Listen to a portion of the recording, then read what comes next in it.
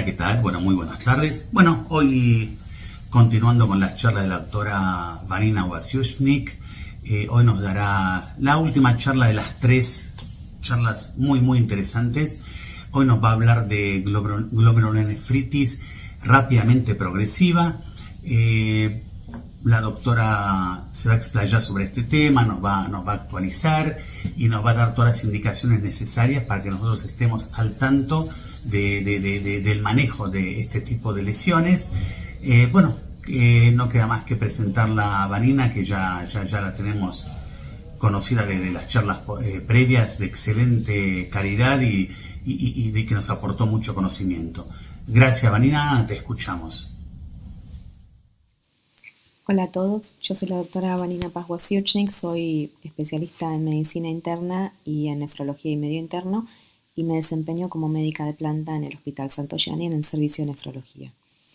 En la charla de hoy hablaré sobre glomerulonefritis rápidamente progresiva o evolutiva y desarrollaré a través de la charla aquellas enfermedades que tal vez puedan ser vistas o en pacientes que ingresan a unidad de cuidado intensivo por la gravedad del cuadro. A modo de introducción, el término glomerulonefritis se emplea para definir a cualquier enfermedad que afecta la estructura y función del glomérulo. Si bien pueden estar implicadas otras estructuras del riñón, el término glomerulonefritis es para hablar de procesos que se desarrollan a nivel glomerular. Existe la clasificación de Chapel-Hill con la actualización en 2012, donde las clasifica en diferentes grupos. De las que hablaremos en el día de hoy van a ser las asociadas a ANCA, que son la poliangiitis microscópica, la poliangiitis granulomatosa y la poliangiitis granulomatosa eosinofílica. Si bien voy a hablar en general de estas tres entidades, para no, explayarme tanto, porque quisiera que se lleven más bien conceptos globales, porque hay cuestiones bastante finas que serían más del área del especialista. Quisiera que ustedes se lleven una idea global sobre de qué se tratan estas entidades y cómo diagnosticarlas. Bueno, la glomerulonefritis rápidamente progresiva es un cuadro clínico que se caracteriza por el deterioro de la función renal que inicia en forma brusca y se desarrolla en el curso de días o semanas. Clínicamente, lo característico es que los pacientes presenten lo que se denomina síndrome nefrítico, que es un cuadro agudo de oliguria, hematuria glomerular o dismórfica, proteinuria que generalmente no supera los 3 gramos por día, edema e hipertensión. Las principales causas de síndrome nefrítico agudo son estas, se las dividen con complemento disminuido o con complemento normal. Generalmente las rápidamente progresivas pueden cursar con complemento normal, aunque hay algunas de las cuales hablaremos después donde puede haber hipocomplementemia. En cuanto a la anatomía patológica, lo característico es que se asocia a una proliferación extracapilar. Después voy a mostrar unas fotos, que es el desarrollo a nivel del glomérulo de semilunas glomerulares, que es proliferación de la cápsula de Bowman. Sin tratamiento, estas semilunas van a pasar de ser epiteliales a fibrosas, con lo cual el cuadro o el daño renal se vuelve irreversible. No son muy frecuentes, afectan al 10-15% de todos los pacientes que presentan glomerulonefritis y se produce en pacientes relativamente jóvenes, entre los 20 y los 50 años, aunque hay algunas que son más prevalentes a edades de entre los 65 y 70 años. Se clasifican según los hallazgos en la microscopía al momento de la biopsia, en la inmunofluorescencia y en las pruebas serológicas. Generalmente se asocian a la presencia de anticuerpos antimembrana basal, como la enfermedad de Goodpasture, o anticuerpos anticitoplasma neutrófilo, que son las que están asociadas a ANCA. Si se dejan a su libre evolución, como dije antes, las semilunas epiteliales se vuelven fibrosas, lo que produce que el cuadro sea irreversible y no exista recuperación de la función renal y los pacientes evolucionan a la insuficiencia renal terminal. Y un marcador pronóstico es el porcentaje de semilunas fibrosas al momento del diagnóstico y también Otro podría considerarse el grado de disfunción renal. Si el paciente ya tiene criterios de diálisis al momento que se realiza el diagnóstico de una glomerulonefritis rápidamente progresiva, por lo general el cuadro ya presenta un compromiso importante, con lo cual disminuye la posibilidad de que el paciente recupere su función renal. Hay diferentes tipos de glomerulonefritis rápidamente evolutiva. Según el mecanismo de daño, las clasificamos en diferentes tipos. El tipo 1 es el que está mediado por anticuerpos antimembrana basal, que son anticuerpos circulantes que están dirigidos contra la cadena alfa 3 del colágeno 4, que está en la membrana basal del glomérulo y de los alvéolos. Este se conoce como antígeno de Goodpasture. Si la enfermedad es limitada al riñón, es una enfermedad por anticuerpos antimembrana basal positivos, pero si también se produce acompañado de compromiso pulmonar como hemorragia alveolar, esto es lo que se conoce como el síndrome de Goodpasture. La tipo 2 es mediado por inmunocomplejos, que se desarrolla en varias enfermedades renales mediadas por complejos inmunes como la nefropatía por IgA, la glomerulonephritis postinfecciosa, la membrana proliferativa, o inclusive en enfermedades sistémicas como la nefropatía lúpica, el reumatoideo, crioglobulinemia, inclusive como parte del compromiso por hipertensión maligna o en algunos tumores sólidos como un síndrome paraneoplásico. Esta ya es, la presentación es mucho más heterogénea y el diagnóstico va a ser dependiendo de la causa. La tipo 3 no hay depósitos de inmunoglobulinas, o es la que se conoce como pauso inmune, y esta glomerulonefritis es una glomerulonefritis necrotizante sin evidencia de depósitos de inmunoglobulinas por inmunofluorescencia en el glomérulo y que característicamente presentan anticuerpos ANCA positivo en más de un 80% de los casos, que pueden ser dirigidos contra proteínasa 3 o mieloperoxidasa, que son los PR3 y los MPO respectivamente, y se caracterizan por la afectación de pequeño vaso. En esto conocemos tres, que es la granulomatosis con poliangiitis, lo que antes se conocía como enfermedad de Wegener, hace unos años le cambiaron el nombre, la poliangiitis microscópica o la PAM, y la granulomatosis eosinofílica con poliangiitis, que era conocida como síndrome de Churg-Strauss. Aunque en este último caso la afectación renal es bastante infrecuente, aproximadamente un 20% de los casos la presentan. Al momento del diagnóstico, cuando nosotros pedimos el ANCA cualitativo, podemos tener dos patrones que incluyen que son, digamos, la característica positividad citoplasmática que dan estos anticuerpos, que son el ANCA-C, o cuando se presentan a nivel perinuclear, que es el ANCA-P. En algunos casos, de estas vasculitis necrotizantes, los ANCAs pueden ser negativos. Esto no excluye el diagnóstico. Inclusive, en algunos casos se presentan en contexto de otras patologías o en vasculitis asociada a drogas, por ejemplo, con la cocaína, que es algo que hemos visto en el hospital con relativa frecuencia, que producen un cuadro bastante similar, pueden ser un cuadro de vasculitis con el antecedente de consumo de cocaína y que pueden presentar ANCA positivo. Y la tipo 4 es una combinación de 1 y 3, donde presentan tanto anticuerpos antimembrana basal como ANCA positivos, generalmente con mayor prevalencia de los ANCA, y el cuadro clínico tiene características tanto de Goodpasture como de las vasculitis ANCA asociadas. Estos son la prevalencia de los anticuerpos, las vasculitis necrotizantes. Si bien algunas, como por ejemplo la granulomatosis con poliangiitis, lo característico es que tenga PR3 positivo, hay un porcentaje de pacientes que pueden tener MPO,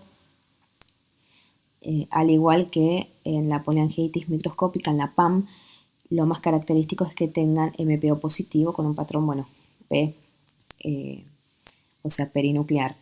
Pero pueden presentar cualquiera de los dos anticuerpos. Sí, en lo que era el síndrome de Churg-Strauss, generalmente se asocian a MPO y existen glomerulonefritis paucimunes limitadas al riñón que son más que nada MPO positivas, donde no hay compromiso, por ejemplo, a nivel pulmonar. En cuanto a la epidemiología, bueno, representan el 6.6% de las biopsias renales en los registros europeos. La tipo 3 es la más frecuentemente biopsiada, le siguen el tipo 2 y después el tipo 1, que es bastante infrecuente. Generalmente la paucimune se presenta a edades más tardías, entre la quinta y la séptima década de la vida, y es más frecuente en varones caucásicos, y es la primera causa de biopsia en pacientes mayores de 65 años. Las tipo 1 tienen una muy baja incidencia, ahora que son bastante infrecuentes y también predominan en varones de raza blanca. La presentación clínica característica de las glomerulonefritis rápidamente evolutivas es un daño progresivo que se da entre días o semanas, que afecta a diferentes órganos. No hay, o sea, si bien puede haber distintas presentaciones de acuerdo a los diferentes pacientes. Generalmente inician con un cuadro pseudogripal, con artralgias, mialgias, fiebre no muy alta, no mayor de 38 grados, astenia, pérdida de peso, y los pacientes evolucionan en el contexto de la oliguria por el daño renal a sobrecarga de volumen. Pueden afectar prácticamente cualquier órgano, cualquier pequeño vaso de cualquier órgano puede haberse afectado en esta patología, pero la insuficiencia renal es constante al momento de la presentación y esto está dado por algunos hallazgos clínicos como la presencia de hematíes dismórficos en el sedimento urinario, lo que se llama hematuria glomerular. También puede haber presencia de cilindros granulosos, leucocituria y proteinuria que no suele superar los 3 gramos por día en orina de 24 horas. Y se presenta mayormente como un síndrome nefrítico, oliguria, hematuria e hipertensión, y con datos de sobrecarga hídrica como insuficiencia cardíaca o inclusive edema agudo de pulmón. Este es el cuadro característico con el que estos pacientes suelen ingresar a internación. Cuando hay afectación pulmonar, se presenta como hemóptisis, sobre todo en lo que es el síndrome de Goodpasture, en más del 50% de los casos. Aunque la hemóptisis puede aparecer en cualquier tipo de glomerulonefritis rápidamente evolutiva, tanto sea por hemorragia alveolar o como parte del edema agudo de pulmón con el que pueden debutar estos pacientes. Sí, la hemorragia alveolar es una sintomatología que es bastante frecuente y puede condicionar el tratamiento. Según si el paciente tiene o no hemorragia alveolar, a veces uno puede decidir cómo iniciamos el tratamiento. Por eso tenemos que realizar el diagnóstico de la misma, ya sea con test de difusión de CO2, de CO, la demostración de macrófagos o con hemosiderina a nivel del lavado alveolar o por broncoscopía con evidencia directa de sangrado pulmonar. También tenemos que evaluar la presencia de compromiso de la vía aérea superior, que es frecuente, es una característica de la enfermedad de Wegener, que se puede dar por sinusitis, rinitis, otitis e inclusive la nariz en silla de montar por destrucción del tabique nasal. También puede presentarse conjuntivitis o úlceras corneales. En lo que, sobre todo en síndrome de lo que era el Churg-Strauss, los pacientes presentan asma y más excepcionalmente fibrosis pulmonar e hipertensión pulmonar. Puede haber compromiso cardíaco, que puede manifestarse de diferentes maneras, como bloqueo, inclusive aquinesia ventricular, pericarditis, endocarditis o miocarditis.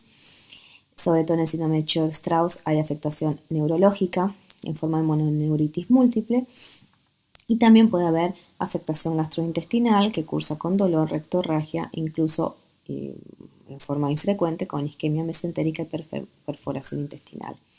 También puede haber otras manifestaciones en vasculitis como la trombosis venosa profunda y la presencia de adenopatías o poliadenopatías, mejor dicho. En cuanto a la anatomía patológica, porque como decimos, estos pacientes, dado que presentan un cuadro florido con falla renal invariablemente, terminamos haciéndole una biopsia renal para diagnóstico. Y en la anatomía patológica es la que nos va a terminar de dar el diagnóstico definitivo en cuanto a lo que es la afectación renal, el tipo de afectación renal que tienen los pacientes y también el pronóstico en cuanto a evaluar el porcentaje de afectación renal.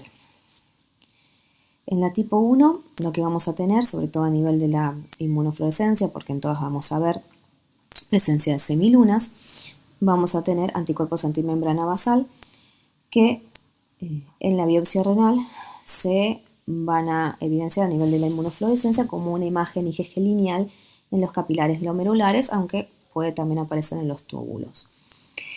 Esto, si bien es patognomónico de lo que es el síndrome de Goodpasture, también puede aparecer en otras patologías como la diabetes, en el trasplante de donante fallecido o en la enfermedad por cadenas livianas y también en otras glomerulopatías que son muy infrecuentes como la fibrilar o en el lupus eritematoso sistémico. También puede hacer acá lo que vemos en la imagen de la izquierda, vemos una microscopía óptica con una muestra teñida con hematocilina y eosina, donde en la flecha que está señalada como una A vemos una semiluna epitelial y en la B vemos presencia de necrosis. Y en la figura de la derecha vemos la inmunofluorescencia con un patrón lineal depositado a nivel de la membrana basal glomerular. En la tipo 2, la anatomía patológica depende de la causa con la cual esté relacionada. Dijimos que puede estar presente en varias o ser parte de la evolución de varias enfermedades, como por ejemplo el lupus eritematoso. Pero lo que vamos a también ver es la proliferación extracapilar. En este caso vemos en las dos primeras imágenes superiores la presencia de semilunas fibrocelulares. También puede haber proliferación endocapilar. Y en este caso es una nefropatía lúpica donde vamos a ver un patrón con lo que se llama full house, donde hay depósitos de inmunocomplejos de diferentes características como IgG, IgM, C3 y C1q, con una imagen que ya no es lineal. En la tipo 3 también lo mismo, vamos a ver presencia de semilunas epiteliales y también en lo que está marcado con la flecha que tiene la A en la figura de la izquierda se ve presencia de infiltración de macrófagos y en la figura, en la flecha que está marcada con la C, lo que vemos también es necrosis. Hay necrosis segmentaria fibrinoide con infiltración leucocitaria y leucocitoclástica y la presencia de semilunas es muy frecuente y se relaciona con la positividad de los ANCA. Y en la inmunofluorescencia, que es la figura, en la imagen de la derecha, lo que vemos es que no hay una marcación, o sea, no hay un predominio de depósitos de ninguna clase a nivel glomerular, ni en glomérulo y tampoco en túbulos. No se ve nada, ninguna marcación específica. Es una inmunofluorescencia negativa, por eso se llaman pausoinmunes. En cuanto al tratamiento, sin tratamiento estas enfermedades presentan una elevada mortalidad y el tratamiento precoz, sobre todo si tenemos una fuerte sospecha clínica, se tiene que iniciar o se debería plantear el inicio incluso antes de tener la anatomía patológica, porque mejora la supervivencia global de los pacientes y también mejora la supervivencia, o mejor dicho, mejora el pronóstico a nivel renal. Tenemos dos formas de tratamiento inmunosupresor, primero el que nos va a dar la inducción hacia la remisión y después un tratamiento de mantenimiento. Hay diferentes regímenes de tratamiento. Los más clásicos son los corticoides y la ciclofosfamida asociados a neoplasmaféresis, sobre todo cuando hay hemorragia alveolar, esta última. Y hay estudios que demostraron que la no inferioridad de otros fármacos, sobre todo fármacos biológicos como el rituximab, que tienen un adecuado perfil de seguridad y efectividad, inclusive se podían preferir en ciertas poblaciones, como por ejemplo mujeres en edad fértil. Sí tenemos que tener en cuenta siempre realizar profilaxis para infecciones como el Pneumocystis jirovecii al momento de inmunosuprimir a los pacientes, y la necesidad de terapia renal sustitutiva, porque, como dije al principio, invariablemente todos estos pacientes presentan compromiso renal como parte del cuadro. En las tipo 1 son muy, muy infrecuentes, pero al ser presentaciones muy graves, como dije anteriormente, siempre hay que evaluar el inicio del tratamiento inmunosupresor, aunque no contemos con la biopsia renal. Sí se puede valorar no continuar con el tratamiento inmunosupresor en caso de que los pacientes tengan una anatomía patológica que demuestre daño irreversible. Por ejemplo, que tengan semilunas fibrosas y que no tengan evidencia de hemorragia alveolar, o sea, son pacientes en los que predomina el daño renal. En cuanto a la inmunosupresión, las terapias los esquemas de tratamiento incluyen ciclofosfamida. Las guías hablan de poder usarla en forma oral o endovenosa, pero generalmente en pacientes graves la forma endovenosa es la que se usa, o inclusive rituximab. Los corticoides se administran en bolos endovenosos y después se continúan, de ser posible, por vía oral. La plasmaféresis, hay estudios muy limitados en cuanto al uso de plasmaféresis. Los estudios con los que se cuenta fueron con una N muy pequeña, pero en caso de que se realice tiene que ser precoz, en las primeras 72 horas de que se hizo diagnóstico del cuadro. No hay mucha evidencia que avale, o que apoye que aumente la supervivencia total y renal de estos pacientes. Como dije, los pocos estudios que tenemos son con una N muy, muy pequeña, y sí la indicación principal del uso de plasmaféresis en estos cuadros es cuando existe hemorragia alveolar. Se puede hacer el reemplazo con albúmina o con plasmaféresco congelado, sobre todo en caso de los pacientes que estén coagulopáticos o inclusive los que presenten hemorragia alveolar. El tratamiento en este tipo, en el síndrome de Goodpasture, se tiene que mantener por lo menos durante 3 a 6 meses con monitorización de los anticuerpos, o sea, la entrada en remisión también depende de la negativización de los anticuerpos circulantes, y en caso de que no se negativicen después de 3 a 6 meses, se puede continuar hasta 9 meses. No hay recomendación en lo que es Goodpasture de continuar el tratamiento en forma prolongada como en otras patologías, porque la tasa de recidiva es muy baja. Generalmente los pacientes hacen lo que se llama una one-shot disease, donde se presenta el cuadro por única vez. Con prácticamente no existen las recaídas en este tipo de enfermedades, lo cual los tratamientos son cortos y no se continúa una terapia de mantenimiento prolongada. Solamente en los pocos casos donde el paciente no negativice en los primeros 3 a 6 meses los anticuerpos antimembrana basal. En la tipo 2 va a depender de la causa, si es lupus, si es nefropatía por IgA, que son bastante frecuentes, pero si hay proliferación extracapilar, o sea, si tenemos semilunas en una IgA, por ejemplo, es indicación de terapia inmunosupresora. En la tipo 3, que son las pausimunes, el tratamiento tenemos una fase de inducción de 3 a 6 meses, seguido por una fase de mantenimiento. La inducción se hace con ciclofosfamida y corticoides, por lo general se puede usar también rituximab, pero luego nosotros tenemos que continuar con un mantenimiento porque la tasa de recaídas es frecuente, sobre todo por ejemplo, en lo que era la enfermedad de Wegener, la granulomatous con poliangiitis. La tasa de recaídas es mucho más frecuente y también va a depender de la negativización de los ANCA. Eso es lo que nos va a marcar la respuesta al tratamiento inicial. Pero básicamente lo que quiero que se lleven es, en terapia intensiva no van a hacer una terapia de mantenimiento.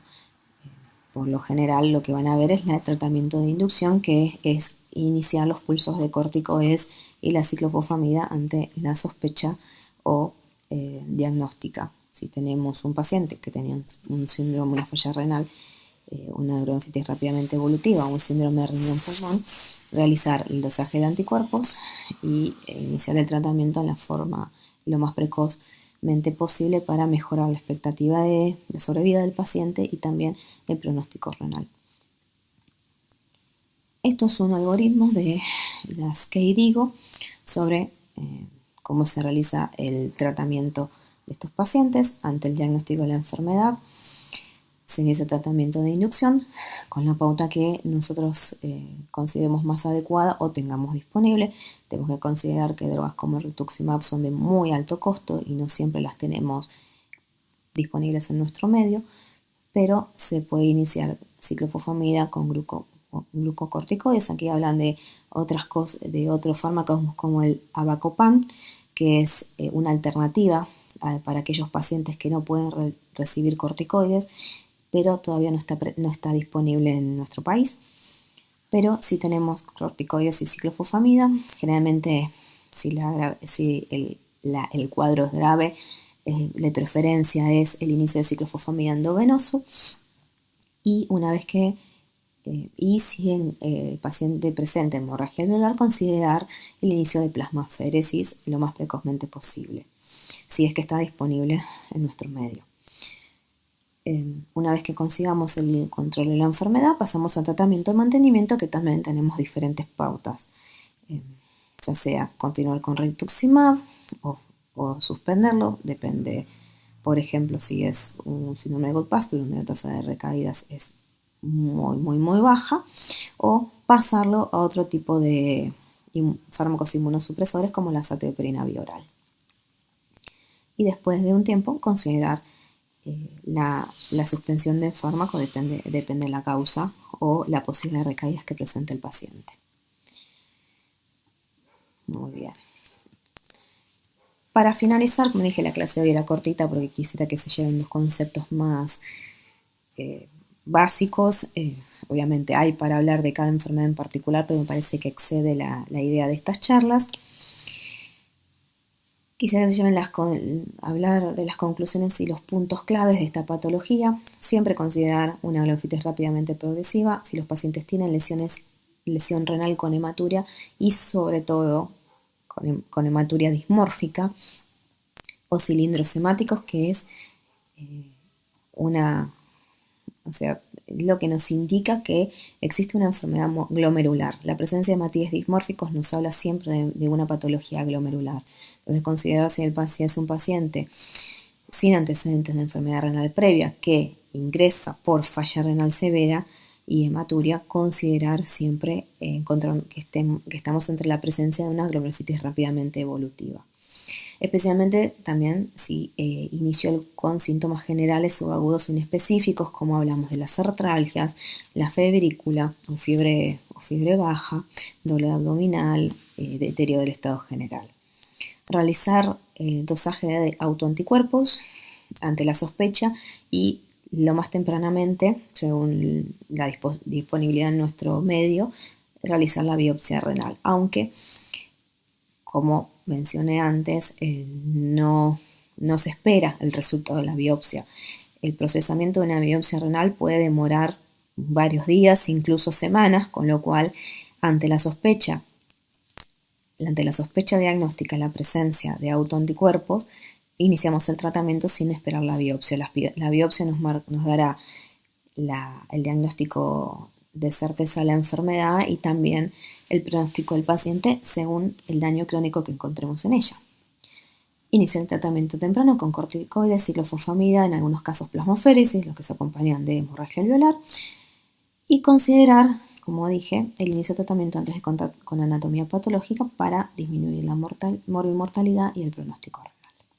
Bueno, con esto finalizo la charla de hoy. Les deseo un muy buen día a todos.